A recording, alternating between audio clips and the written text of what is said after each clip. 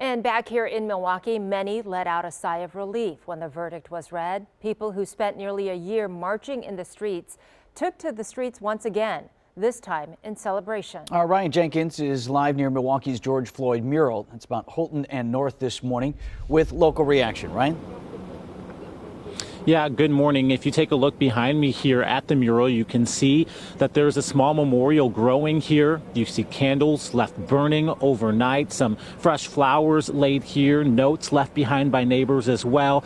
Those neighbors telling TMJ4 News they are relieved. The Chauvin verdict described as a win for people who have been marching for racial justice here in Milwaukee. And it wasn't long after that verdict was read before people began to show up here at this mural near North and Holton. Neighbors showing up here telling us that they felt that sense of relief following the reading of the verdict. Others began to gather in other spots throughout the city as well. A march led by the People's Revolution Milwaukee and some other activists began near 26th and Center. The group calling the verdict a, quote, step forward for justice.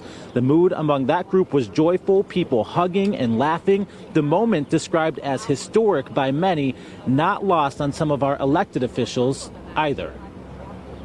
It's something that anyone who lived through this period will never forget as long as they live.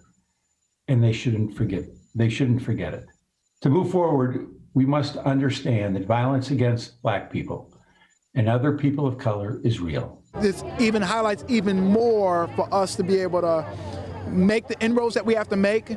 The folks that should be listening to us should be hearing the calls for change that we have asked for time and time again, and continue to fall on deaf ears. That no longer can be acceptable.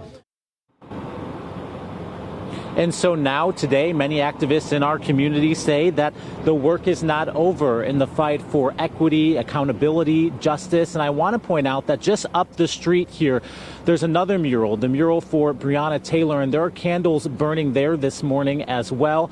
The People's Revolution saying there are 1 million more steps to march. Reporting live near North and Holton at the George Floyd mural, Ryan Jenkins, TMJ4 News. Ryan, thank you. The Floyd family attorney, Benjamin Crump, specifically mentioned the Jacob Blake shooting and Kyle Rittenhouse case still pending in Kenosha, saying he hopes that it's a step toward a more just America. A more just America where Jacob Blake and Anthony McClain and Walter Scott and Laquan McDonald and all these other Black men, Terrence Crutcher, who was shot in the back while running away like Dante Wright was just a week ago, because for some reason Black men running away from the police is more dangerous than young white men who commit mass murders and walk towards the police with an assault weapon, Reverend Bryant, like Kyle Rittenhouse in Kenosha, Wisconsin. Wow. We talked with Jacob Blake's uncle shortly after the verdict was read yesterday afternoon. He called it something to celebrate. Today's a day to celebrate for one moment, because we got a glimpse of what justice looks like, but we still just left Chicago after a 13-year-old was shot, Hispanic young man, Toledo, on the west side. We still have these tragedies and the torture and the terrorism going on in African-American and brown and Black communities. The death of George Floyd and the social justice movement in the months after has renewed calls for policing reform. In Wisconsin, Assembly Bill 186 calls for the removal of qualified immunity for police officers in the state.